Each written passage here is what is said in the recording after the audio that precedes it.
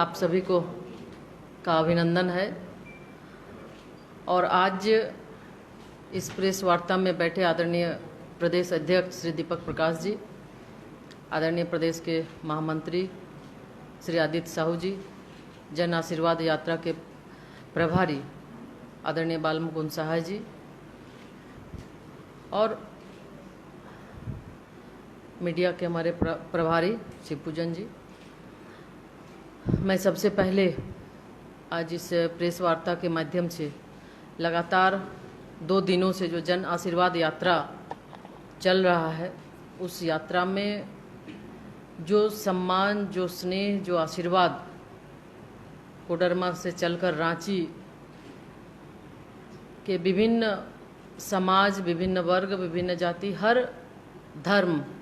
के सभी लोगों ने जो सम्मान किया, इसके लिए हम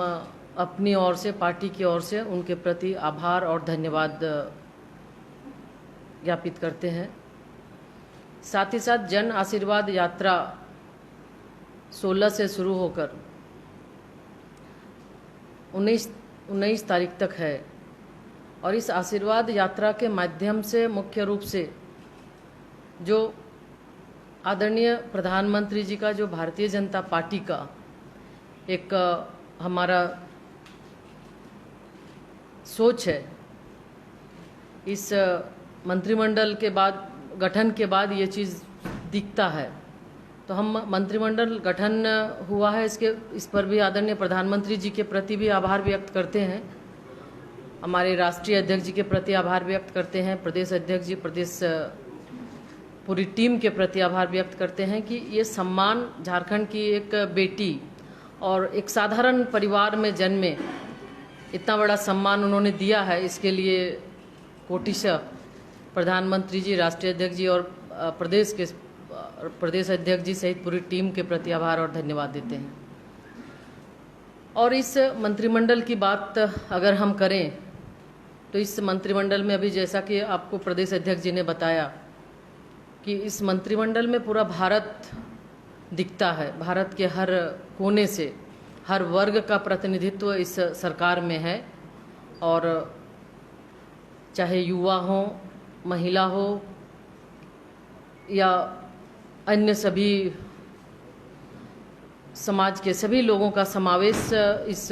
मंत्रिमंडल में है। तो इससे ये दिखता है कि आदरणीय प्रधानमंत्री जी की जो सोच है, भारत एक समृद्ध भारत, विश्व गुरु की ओर जो भारत को ले जाने का जो सपना है, ये एक मजबूत और नेक इरादों से मजबूत भारत बनाया जा सकता है। इस मंत्रिमंडल के गठन से ये चीज़ दिख रहा है और निश्चित रूप से जो सम्मान उन्होंने दिया है, आज 11 महिलाओं को, पहली बार आज़ादी के बाद पहली बार 11 महिलाओं को मंत्री बनाया, 27 ओबीसी, SC ST, अल्पसंख्यक सहित सामान्य वर्ग सभी को समाहित करके जो सबका साथ, सबका विकास और सबका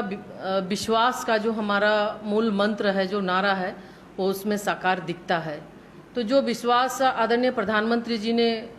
किया है, निश्चित रूप से ये प्रयास होगा कि झारखंड की बेटी होने के नाते, बहू होने के नाते, कि जो विश्वास दिया है उस विश्वास पर खरा उतरने का प्रयास हम करेंगे। और आने वाले समय में आप सभी का भी सहयोग, आप सभी का भी सुझाव लेंगे कि किस तरह से हम और इस क्षेत्र में बेहतर कर सकते हैं। और पार्टी इस जन आशीर्वाद यात्रा के माध्यम से लोगों का जो सम्मान, लोगों का जो प्यार मिल रहा है, निश्चित रूप से ये आदरणीय प्रधानमंत्री जी को ये मिल रहा है। और जो हमारे पार्टी का काम का जो तरीका है कि हर एक वर्ग में जो सर्वस्पर्शी भाजपा की बात हम करते हैं, सर्वग्राह्य भाजपा की बात करते हैं, तो निश्चित रूप से आज सभी समाज, जाति, धर्म के लोग इस चीज़ को मानते हैं। और आज इसी चीज़ को मानते हुए ही ये हम देख रहे हैं कि आज का जो कल से ये जो कार्यक्रम चल रहा है, परसों 16 तारीख से, तो निश्चित रूप से इससे ये साफ झलकता है कि इस मंत्रिमंडल को हर व्यक्ति इस मंत्रिमंडल का के गठन का सराहना कर रहा है और इसीलिए जो प्रेम, जो सम्मान, जो स्नेह, जो आशीर्वाद रास्ते में आते समय लोगों का जो मिला है, इतनी गर्मी है, धूप है, बारिश है, उसके बावजूद भी चाहे हमारे युवा वर्ग हो, महिला हो, किसान हो और विभिन्न जाति के सभी लोगों का सम्मान इस जन आशीर्वाद यात्रा के माध्यम से आदरणीय प्रधानमंत्री जी को मिल रहा है। तो निश्चित तौर पे जो एक लाइन, जो एक दिशा, जो एक मूल मंत्र हमारा है, उस मूल मंत्र के साथ देश के विकास के लिए, राज्य के विकास के लिए हम सभी साथ मिलकर काम करेंगे, चलेंगे। और आने वाले समय में एक आपका भी सुझाव लेकर हम बेहतर, चूँकि जिस विभाग के बारे में अभी जो शिक्षा विभाग की जिम्मेवारी हमें मिली है, तो ये हमारा भी प्रयास होगा कि चूँकि शिक्षा समवर्ती सूची में आता है, तो राज्य की शिक्षा व्यवस्था कैसे और बेहतर हो सके, केंद्र से राज्य की जो बातें हो उसको कैसे समन्वय बेहतर स्थापित कर केंद्र की जो योजना है उस योजना को 100% राज्य में कैसे बेहतर किया जा सके, तो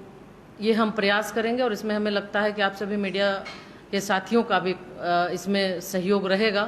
आपका भी सुझाव और आपके भी सहयोग की हम अपेक्षा करेंगे। तो आज विशेष और कुछ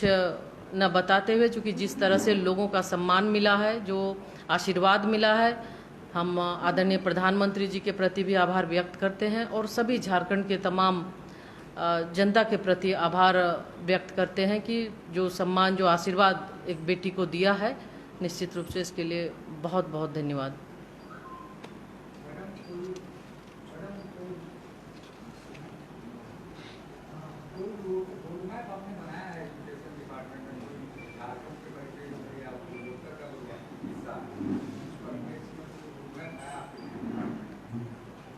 देखिए, जो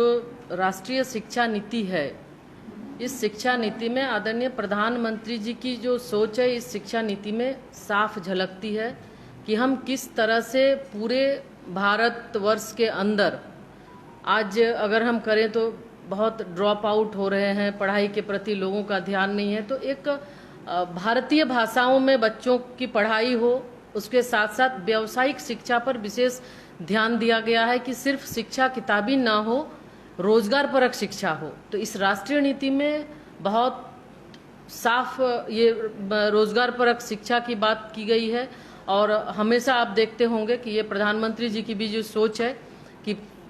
हर लोगों को रोजगार मिले, तो निश्चित रूप से शिक्षा नीति में ये समावेश किया गया है। क्लास 6 से व्यावसायिक शिक्षा की ओर ध्यान दिया जाएगा कि हर एक जो भी बच्चे हैं उसको चाहे जिसमें भी इंटरेस्ट है वो व्यावसायिक शिक्षा वो में पढ़ाई उसकी वो कर सकते हैं। तो इस तरह राष्ट्रीय शिक्षा नीति। और अब 29 तारीख को 1 साल पूरा हुआ। 1 साल पूरा होने के बाद आदरणीय प्रधानमंत्री जी के द्वारा कई योजनाओं का लॉन्च किया गया जो राष्ट्रीय शिक्षा नीति से जुड़ा हुआ है। उसमें आप देखे होंगे 11 भाषाओं में इंजीनियरिंग की पढ़ाई, यानी अब क्षेत्रीय भारतीय भाषाओं में इंजीनियरिंग की पढ़ाई होगी। तो इस तरह धीरे धीरे हम राष्ट्रीय शिक्षा नीति को जमीन पे उतारने का प्रयास कर रहे हैं। लगभग 60 से 70% काम हमारा हुआ है और इस दिशा में सभी राज्य से भी उनका राय हम ले रहे हैं। राज्य पे हम अपनी नीति को थोप नहीं रहे, बल्कि राज्य का भी सुझाव ले रहे हैं और उसके साथ बेहतर जो उनका किस तरह से उनका कोर्स होगा उसके बारे में भी एक नया प्लेटफॉर्म बना है। एनडीआर करके एक प्लेटफॉर्म है, उसमें वो दे सकते हैं। उसके बाद एक एक्सपर्ट कमेटी है, एक्सपर्ट कमेटी के माध्यम से उनका जो कोर्स है वो कौन सा एक्सपर्ट कमेटी उसको सेलेक्ट करेगी और उसके बाद उस पर आगे फिर हम लोग काम करेंगे। तो हमें लगता है कि ये बेहतर होगा और उसमें आप सबका भी सहयोग चाहिए। निश्चित रूप से ये शिक्षा नीति के माध्यम से, राष्ट्रीय शिक्षा नीति के माध्यम से एक सर्व समावेशी और सभी वर्ग, सभी लोगों के लिए, चूँकि जब सुदूर ग्रामीण क्षेत्र में जाते थे तो उधर थोड़ी पढ़ाई के लिए बच्चों का देखते थे, बहुत ध्यान नहीं था। लेकिन अब जब क्षेत्रीय भाषाओं में जब पढ़ाई शुरू होगी तो निश्चित रूप से लोगों का ध्यान भी रहेगा और ड्रॉप आउट की भी समस्या कम होगी और रोजगारोन्मुखी शिक्षा मिलेगा। धन्यवाद।